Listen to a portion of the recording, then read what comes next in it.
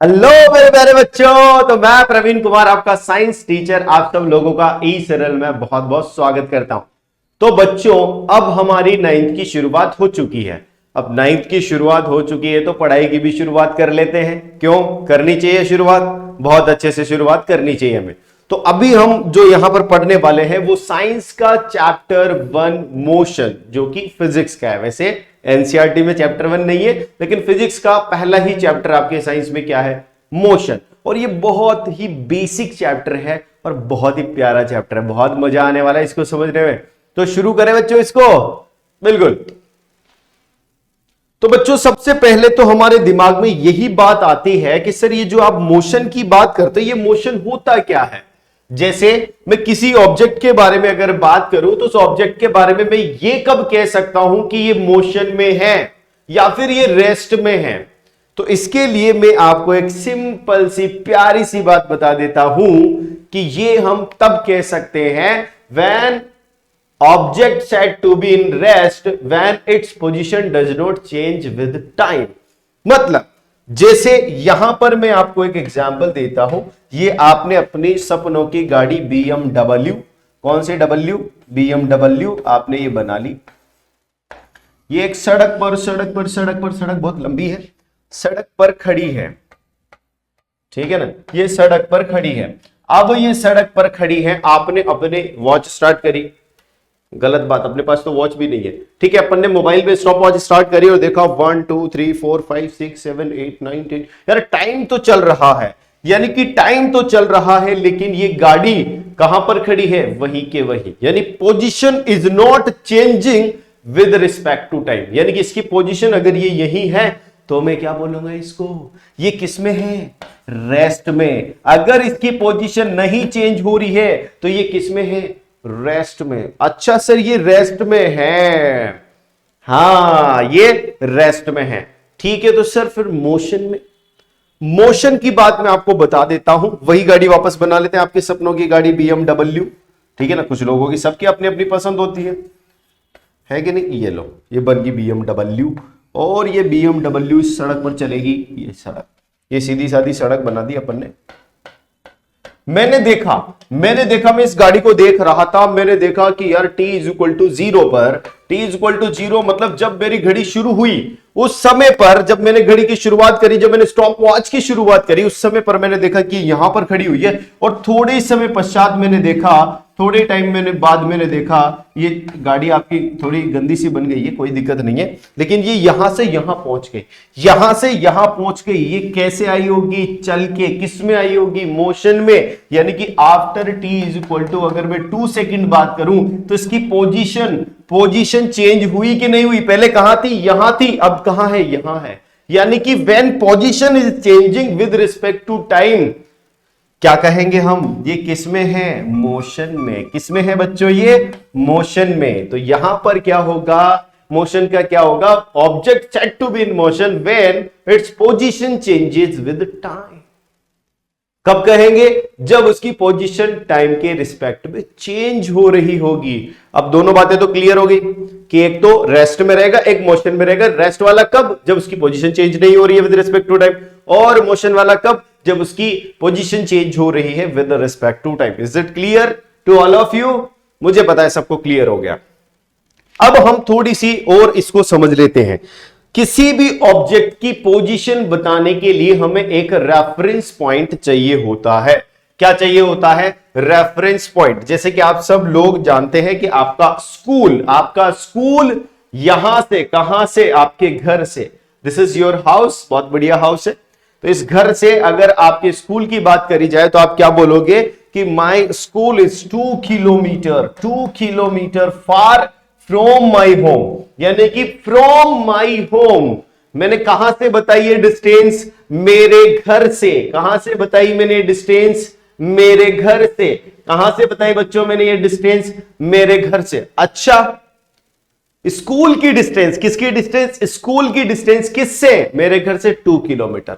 अगर मैं वही बात करूं कि पुलिस स्टेशन से स्कूल की डिस्टेंस 1 किलोमीटर, यानी कि डिस्टेंस किसी एक ऑब्जेक्ट की जो है वो फिक्स नहीं होती। क्या नहीं होती? फिक्स नहीं होती, उसके लिए क्या होना चाहिए, रेफरेंस पॉइंट जरूरी है। अलग अलग रेफरेंस पॉइंट से अलग अलग दूरी होती है। जैसे पहले मेरा रेफरेंस पॉइंट क्या था, मेरा घर, लेकिन अब रेफरेंस पॉइंट क्या है, पुलिस स्टेशन। और जैसे ही रेफरेंस पॉइंट चेंज हुआ, क्या चेंज हो गई, डिस्टेंस चेंज हो गई, क्योंकि यहां से यहां पहुंचने के लिए मुझे कितनी डिस्टेंस ट्रेवल करनी पड़ेगी, कितना पाथ ट्रेवल करना पड़ेगा, वो करना पड़ेगा 1 किलोमीटर, लेकिन घर से कितना करना पड़ेगा, 2 किलोमीटर। समझ में आ गई, रेफरेंस पॉइंट का यहां पर रोल बहुत ही ज्यादा है। अब अपन आ जाते हैं, थोड़ा सा डिस्टेंस और डिस्प्लेसमेंट को अच्छे से समझ लेते हैं। डिस्टेंस क्या होती है, यहां से देखना, ये घर है, इसको मैं घर मान लेता हूं, दिस इज माई घर, माई घर, दिस इज माई स्कूल। ठीक है ना, दिख तो नहीं रहा स्कूल जैसा, लेकिन मान लेते हैं। अब मैं डिस्टेंस की अगर बात करूंगा बच्चे, तो मैं यहां से ऐसे चल के आया, ऐसे चल के आया, ऐसे चल के आया, मैं कितने मीटर चला, 800 मीटर। मैं 800 मीटर चला और मैं पहुंच गया कहां पर, स्कूल में। फिर मैं इस रास्ते से गया, दिस इज रास्ता नंबर 1, और फिर मैं इस रास्ते से गया, इस रास्ते से गया, मुझे चलना पड़ा 1000 मीटर। कितना मीटर, 1000 मीटर, यानी कि 1 किलोमीटर लगभग चलना पड़ा। अगर मैं इस रास्ते से जाता हूं तो इस रास्ते पर मुझे चलना पड़ता है 500 मीटर। यानी कि अगर पाथ अलग अलग हो जाते हैं तो डिस्टेंस भी अलग अलग हो जाती है फॉर द सेम इनिशियल और फाइनल पॉइंट। मेरी बात ध्यान से सुनना, अगर हमारा इनिशियल पॉइंट और फाइनल पॉइंट सेम है, फिर भी अगर मैं अलग अलग रास्ते ले लेता हूं, फिर भी मैं अलग अलग रास्ते ले लेता हूं बच्चे, तो मेरी डिस्टेंस जो है वो बढ़ जाती है।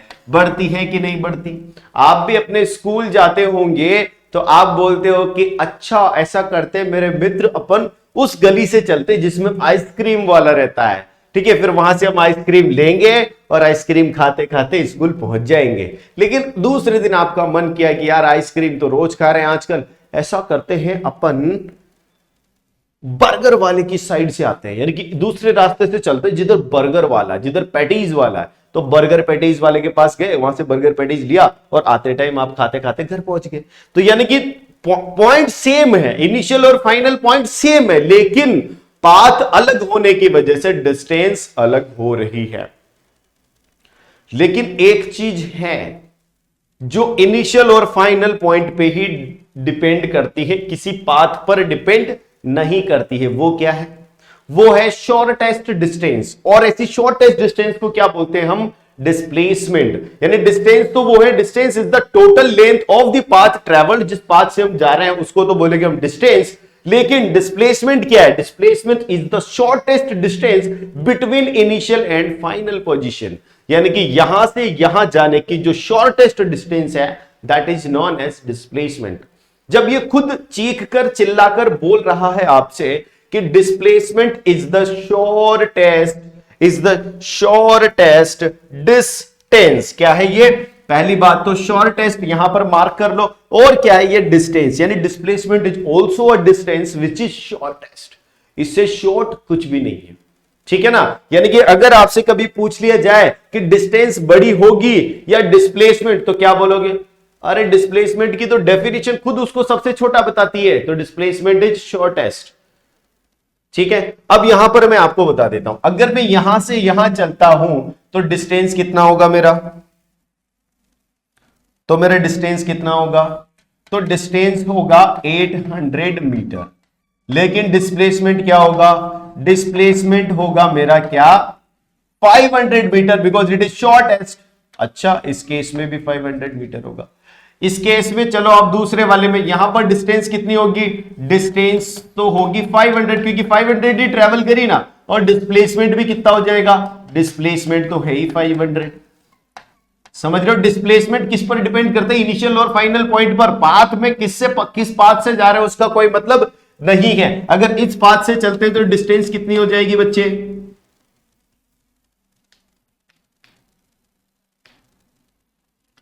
इस पाथ से जा रहे हो तो डिस्टेंस कितनी हो जाएगी? डिस्टेंस हो जाएगी 1000 मीटर। और डिस्प्लेसमेंट का डिस्टेंस से कोई लेना देना नहीं है, ये हो जाएगा 500 metre, because it is shortest. और शॉर्टेस्ट ऑलवेज रिमेन सेम। ठीक है ना, यानी कि हर केस में डिस्टेंस और डिस्प्लेसमेंट यहां पर हमने पता कर लिया। लेकिन यहां देखना, यहां क्या है, डिस्टेंस जो है वो बड़ी है डिस्प्लेसमेंट से। यहां देखना आप, डिस्टेंस जो है डिस्प्लेसमेंट के बराबर है सेकेंड पाथ पर, लेकिन यहां देखना आप, डिस्प्लेसमेंट जो है वो डिस्टेंस से छोटा है। डिस्प्लेसमेंट यहां भी छोटा है, डिस्प्लेसमेंट यहां भी छोटा है, यहां बराबर है, लेकिन बड़ा कहीं नहीं है। यानी कि displacement can never be greater than, displacement can never be greater than distance. समझ गए? तो यानी कि क्या होगा, डिस्प्लेसमेंट जो होगा can never be greater than distance, यानी डिस्टेंस से वो क्या रहेगा, छोटा ही रहेगा। लेकिन एक केस में बराबर भी होता है, यानी कि ये बराबर भी हो सकता है। ठीक है बच्चों, समझ में आएगी सबको बात? मुझे पता है आप लोगों को मेरी बातें समझ में अच्छे से आ ही जाती है। अब एक बात यह है यार, पाथ में तो मैं कहीं भी उड़ मुड़ के चला जाता था, लेकिन डिस्प्लेसमेंट की अगर मैं बात करूं तो मुझे एक पर्टिकुलर डायरेक्शन में चलना होगा घर से, तब भी मैं शॉर्टेस्ट डिस्टेंस से पहुंचूंगा। पर्टिकुलर डायरेक्शन में चलना होगा, किसमें? ध्यान देना मेरे शब्दों पे, पर्टिकुलर डायरेक्शन। यानी कि डिस्प्लेसमेंट में शॉर्टेस्ट डिस्टेंस तो होती है, साथ में पर्टिकुलर डायरेक्शन भी होती है जिसमें वो शॉर्टेस्ट डिस्टेंस होती है। यानी displacement has both magnitude and direction, magnitude and direction. ठीक है, मैग्नीट्यूड मतलब नंबर्स, जैसे यहां पर 500 मीटर बोला आपने, this is magnitude, this is number, this is magnitude. लेकिन डायरेक्शन मतलब किस डायरेक्शन में चलूंगा मैं, यहां से अगर ये ए है और ये बी है तो अलोंग ए बी। कैसे चलूंगा मैं? अलोंग ए बी, इसकी तरफ मुझे चलना पड़ेगा, इसकी तरफ मुझे चलना पड़ेगा। डायरेक्शन बतानी पड़ेगी, डायरेक्शन बतानी पड़ेगी तो होगा। यानी डिस्टेंस जो है वो स्केलर क्वांटिटी है और डिस्प्लेसमेंट क्या, एक वेक्टर क्वांटिटी है, जिसको डिफाइन करने के लिए मैग्नीट्यूड एज वेल एज क्या चाहिए, डायरेक्शन भी चाहिए। तो यहां तक बच्चों क्लियर हो गया? ओके, तो बच्चों अब हम पढ़ते हैं motion in straight line. Motion in straight line में देखते हैं कि जब भी हम मोशन इन स्ट्रेट लाइन पढ़ेंगे, यानी कि हमारा कोई भी ऑब्जेक्ट जो है मोशन में, सबसे पहली बात तो मोशन, मोशन बोले तो क्या होता है बच्चों, मोशन, यानी कि ऑब्जेक्ट इज इन मोशन। क्या होगा? ऑब्जेक्ट मोशन में हो गया, मोशन में, यानी कि position changes with time, position changes with time, यानी कि कभी यहां पर होगा तो कभी यहां पर होगा, कभी यहां पर होगा, कभी यहां पर होगा। जैसे जैसे टाइम बढ़ता जाएगा उसकी पोजीशन चेंज होती जाएगी। ठीक है, और वो जो पोजीशन में चेंज है वो अलोंग द स्ट्रेट लाइन हो जाए, अगर वो पोजीशन में चेंज है वो अलोंग द स्ट्रेट लाइन हो जाए तो मोशन कैसा हो गया? Straight line motion. ठीक है, यानी कि change in position with respect to time along the straight line is called motion in straight line। देखना यहां पर मैं लिख देता हूं, change in position with respect to time, with respect to time along a straight line is called straight line motion। भाई motion का तो पता चल ही गया हमें, और स्ट्रेट लाइन के अलोंग होगा तो straight line motion is called straight line motion। is it clear?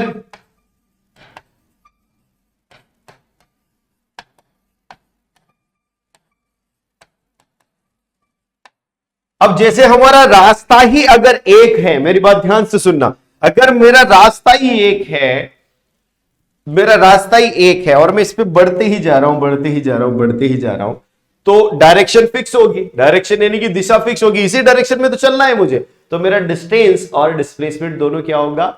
Same होगा। जैसे मैंने बोला था वहां पर शॉर्टेस्ट से जा रहा था तो डिस्टेंस और डिस्प्लेसमेंट सेम था, यहां पर भी क्या हो जाएगा? स्ट्रेट लाइन मोशन में distance and displacement will remain same.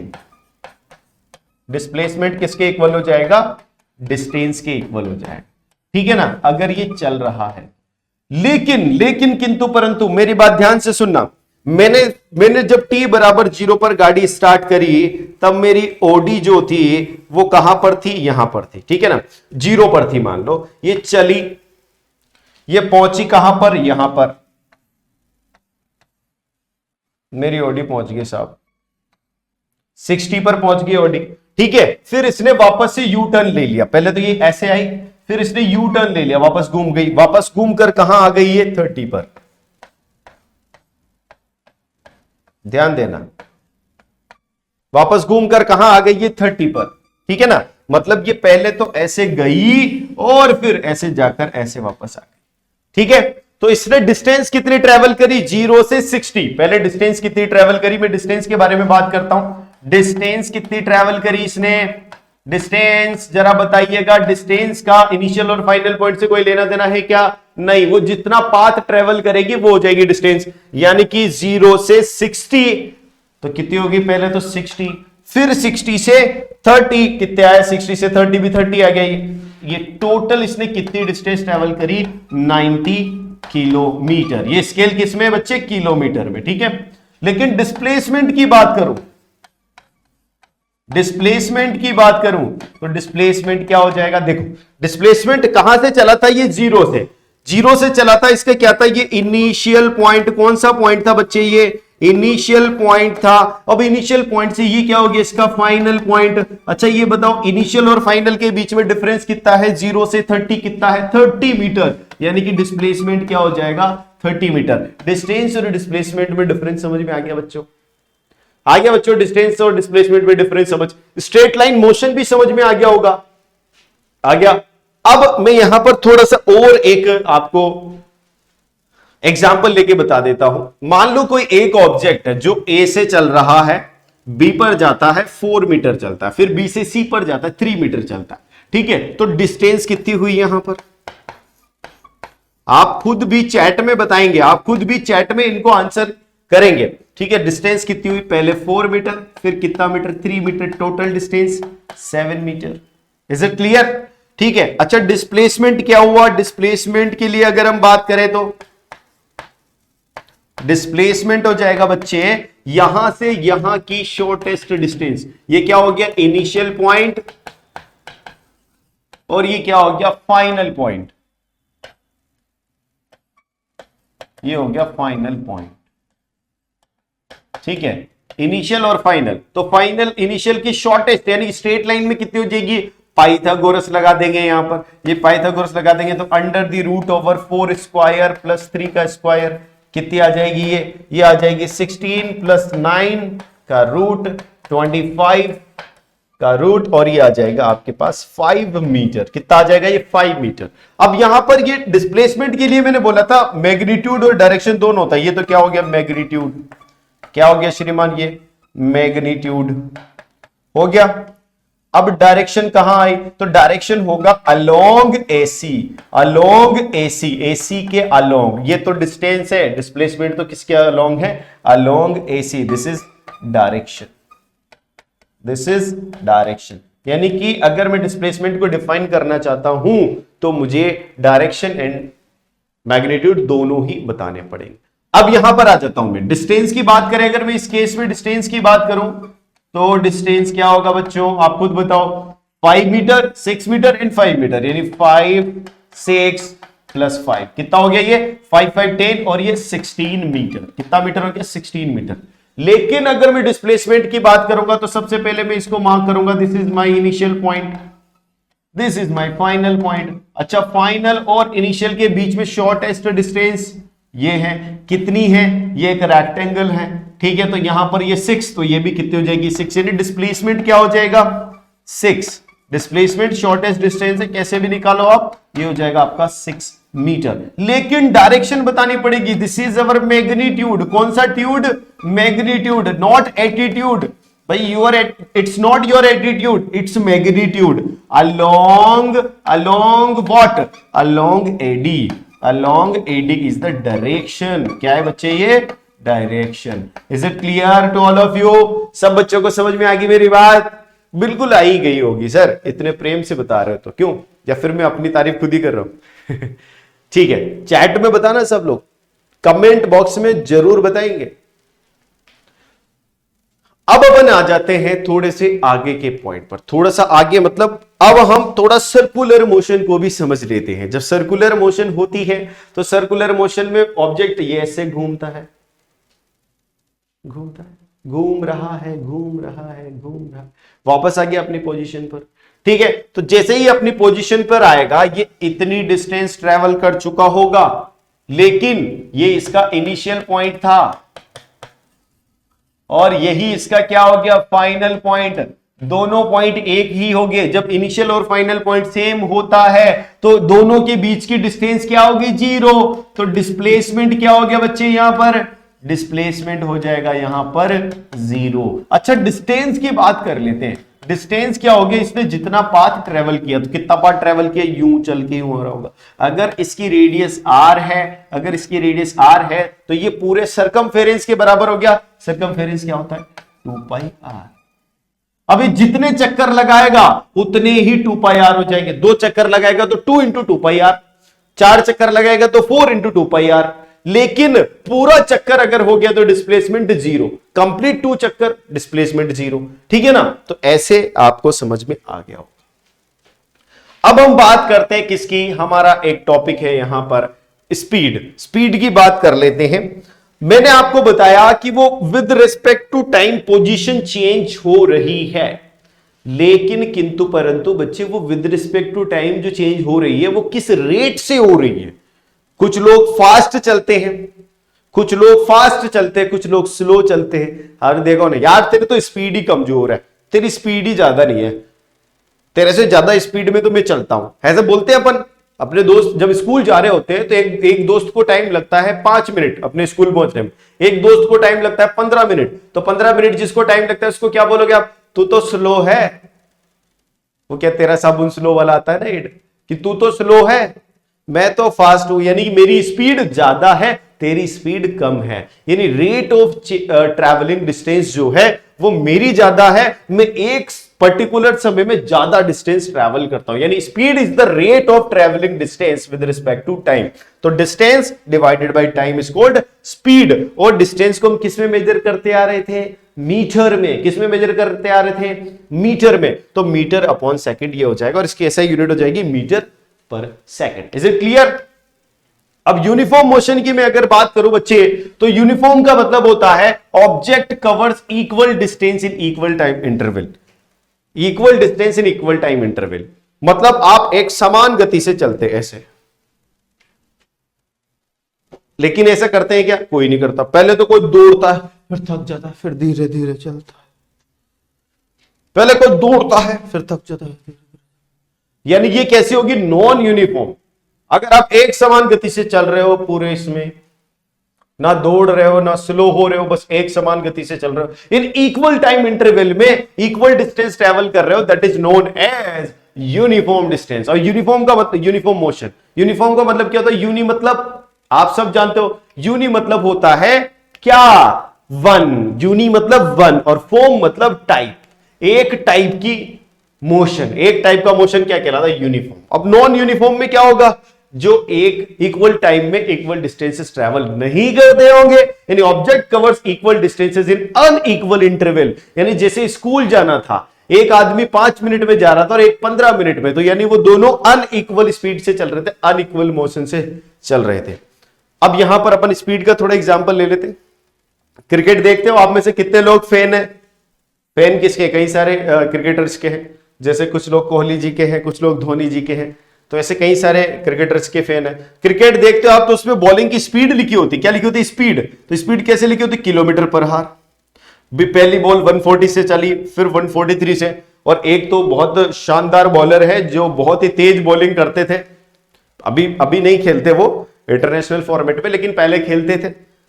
सबसे फास्ट बॉलर रावलपिंडी एक्सप्रेस नाम से। अब आपको उसका चैट कमेंट में बताना है, आपको क्या नाम है उनका, क्रिकेटर का नाम बताना है कमेंट में। देखते हैं कितने बच्चों को याद है। ठीक है, तो ऐसे बॉलिंग की स्पीड लिखी होती है। जैसे आपने देखा होगा कहीं आप चल रहे होते तो यहां पर स्पीड लिमिट लिखी होती है कि भाई कार वाले 50 किलोमीटर पर हार से ज्यादा ना दौड़ाए, फिर ट्रक वाले जो है 40 किलोमीटर हार से ज्यादा ना दौड़ाए। ऐसा स्पीड लिमिट लिखा होता है रोड के ऊपर। ठीक है ना, तो ये स्पीड क्या होती है, ये वही चीज होती है जो हमने अभी बात करी। अब हम आ जाते हैं क्वेश्चन पर। ये एग्जाम्पल दे रखा है आपके एनसीईआरटी में, इस एग्जाम्पल को कर लेते हैं साहब। एग्जाम्पल में लिखा है ना, object travel 16 metre in 4 second and then another 16 metre in 2 second. What is the average speed. Speed समझ गए हम, स्पीड समझ गए बच्चे। अब मैं यहां पर आपको एवरेज स्पीड समझाता। एवरेज स्पीड क्या होता है, देखो मैं आपको यहां पर एक बार पहले स्पीड बता देता हूं। स्पीड क्या पढ़ा था हमने? डिस्टेंस अपॉन, यही पढ़ा था। एवरेज स्पीड क्या होगा? एवरेज स्पीड क्या होगा? Total distance upon total time. समझ में आ रही बात? अच्छा, तो कैसे कैलकुलेट करेंगे? जैसे यहां पर आपसे क्या पूछी है? Average speed of an object. Average speed में क्या करोगे आप? पहले टोटल डिस्टेंस फिर टोटल टाइम। तो यहां पर कर लेते हैं साहब, टोटल डिस्टेंस कितनी है? टोटल डिस्टेंस कितनी हो गई? पहले कितना चला वो? पहले चल रहा है वो 16 मीटर। कितना मीटर? 16 मीटर। फिर दूसरे में कितना चला वो? फिर 16 मीटर, फिर 16 मीटर। टोटल कितना हो गया? 32 मीटर। तो टोटल डिस्टेंस कितनी होगी? 32 मीटर। अच्छा, टोटल टाइम कितना हुआ? टोटल टाइम की बात करूं, पहला 16 मीटर उसने कितने में ट्रेवल किया? 4 सेकेंड।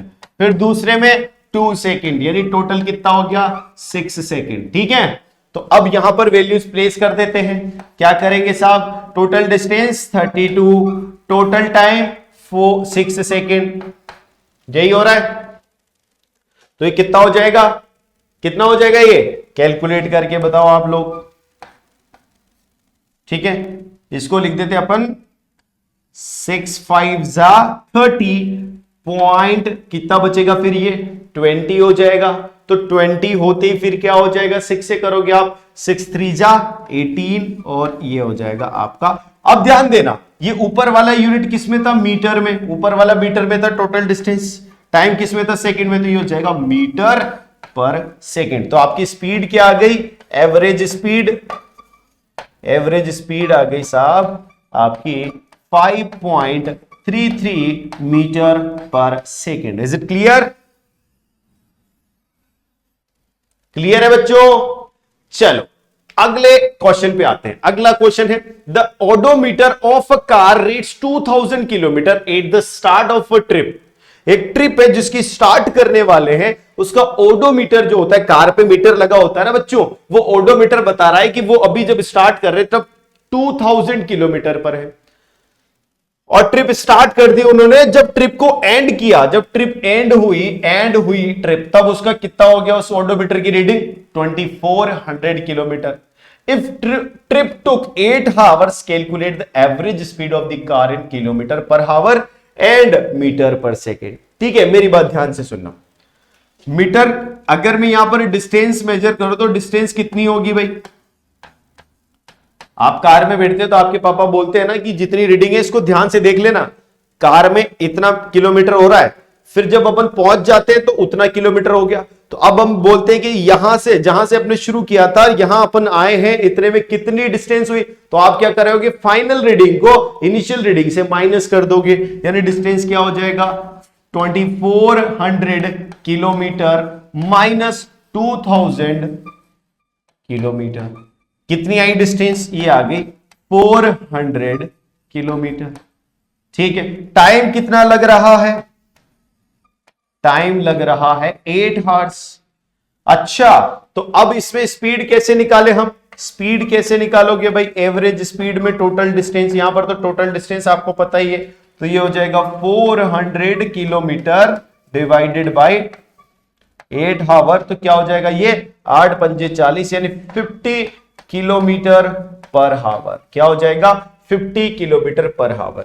तो ये इसमें तो आ गई मीटर, किलोमीटर पर हावर में तो, लेकिन मीटर पर सेकंड में। अब मैं एक बात आपको यहां पर बताता हूं, एक ब्रह्मास्त्र बताता हूं, मेरी बात ध्यान से सुनना।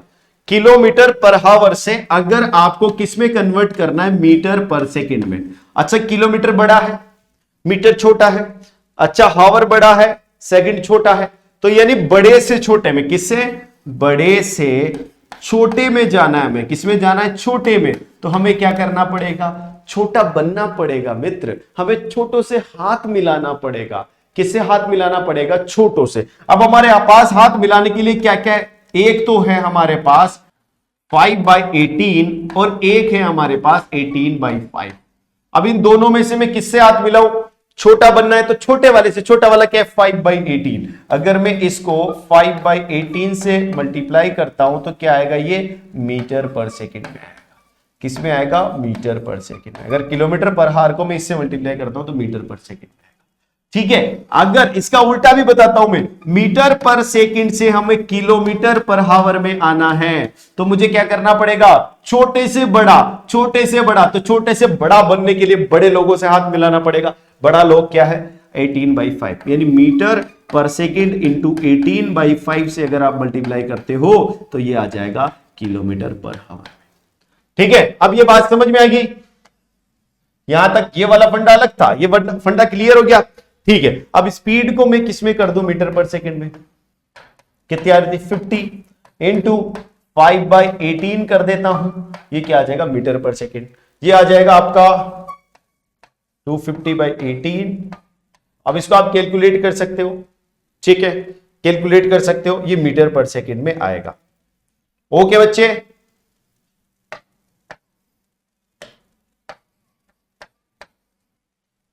ठीक है, तो क्लियर हो गया ये, बिल्कुल बहुत अच्छे से। अब हम चलते हैं अगले एग्जाम्पल पर। तो अगला एग्जाम्पल है Usha swims 90 metre long pool. ठीक है ना, एक 90 मीटर लॉन्ग पूल है जिसमें स्विम करती है। She covers 180 metre in 1 minute. ठीक है, by swimming from one end to the other end back along the same straight path, find the average speed and average velocity of the Usha. अब मैं आपको यहां पर वेलोसिटी की बात कर लेता हूं। ठीक है ना, स्पीड की तो बात कर ली, वेलोसिटी की बात कर लेते हैं। स्पीड के लिए हम क्या कर रहे थे, मेरी बात ध्यान से सुना। स्पीड के लिए हम क्या कर रहे थे, डिस्टेंस अपॉन टाइम कर रहे थे।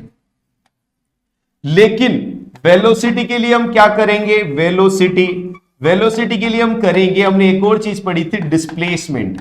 क्या पढ़ा था बच्चे अपन ने, डिस्प्लेसमेंट। तो हम यहां पर पढ़ेंगे डिस्प्लेसमेंट अपॉन टाइम। ये क्या हो जाएगा मेरा, velocity. Displacement is a vector quantity, so velocity is also a vector quantity. Is it clear? ठीक है, चलो अब स्पीड की बात करूं मैं, तो डिस्टेंस कितनी कवर करी उसने, वो बोला कि मैं डिस्टेंस के बारे में अगर मैं बात करूं, अगर मान लो मेरा ऐसा स्विमिंग पूल है तो उसने यहां से शुरू किया, यहां से शुरू की, ये यहां गई और वापस भी आ गई। ठीक है, वापस भी आ गई वो। और ये कितना मीटर था, 90 मीटर लॉन्ग स्विमिंग पूल था। तो 90 मीटर तो गई और 90 आई, ऐसे करके 180 मीटर तो डिस्टेंस ट्रेवल कर ली। लेकिन डिस्प्लेसमेंट की अगर मैं बात करूं तो आप खुद जानते हैं कि जहां पर से गई थी वो वहीं पर वापस आ गई, यानी इनिशियल और फाइनल पॉइंट सेम है। और जब कभी इनिशियल और फाइनल पॉइंट सेम होता है मेरे प्यारे बच्चे, तो क्या होता है, डिस्प्लेसमेंट 0 होता है। सर आपने बताया था, है ना। ठीक है, तो ऐसे केस में क्या होता है, डिस्प्लेसमेंट 0 होता है। डिस्प्लेसमेंट 0 होता है, 0 किलोमीटर।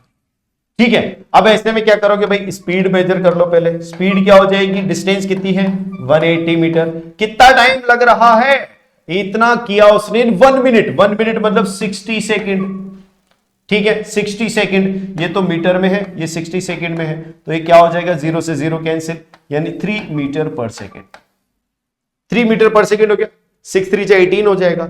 अगर मैं वेलोसिटी की बात करूं तो वेलोसिटी क्या हो जाएगा, displacement divided by time. Displacement कितना है 0, टाइम कितना है 60 सेकंड, 0 को किसी से भी डिवाइड कर दो, क्या आ जाएगा 0 मीटर पर second. Is it clear to all of you? आप सब बच्चों को क्लियर है ये स्पीड एंड वेलोसिटी? ओके, तो बच्चों ये जो वेलोसिटी की बात अभी अपन ने करी वो मैं यहां पर बता देता हूं। Speed with direction is velocity. अगर जैसे ही मैंने बताया था आपको कि डिस्प्लेसमेंट की जो डायरेक्शन होती है, तो जैसे डिस्प्लेसमेंट की डायरेक्शन होगी वेलोसिटी की भी वही डायरेक्शन होती है। Velocity has both magnitude and direction. Velocity के साथ क्या होती है, डायरेक्शन भी होती है, जैसे डिस्प्लेसमेंट के साथ होती है। यहां पर अपन इनको एक कंबाइंड फॉर्म में रिकॉल भी कर लेते हैं और एवरेज वेलोसिटी और एवरेज स्पीड को भी देख लेते हैं। ठीक है, क्लियर है बच्चों ये सब? तो मिलते हैं अपन अगले लेक्चर में पार्ट 2 में। ठीक है बच्चों, तब तक के लिए हमारे साथ बने रहिए। ई सरल के सारे कोर्सेज को एक्सप्लोर कीजिए, ऐप को डाउनलोड कीजिए और हमारे यूट्यूब चैनल को सब्सक्राइब कीजिए और बेल आइकन को प्रेस कीजिए। ठीक है बच्चों, तो मिलते हैं अपन अगली क्लास में।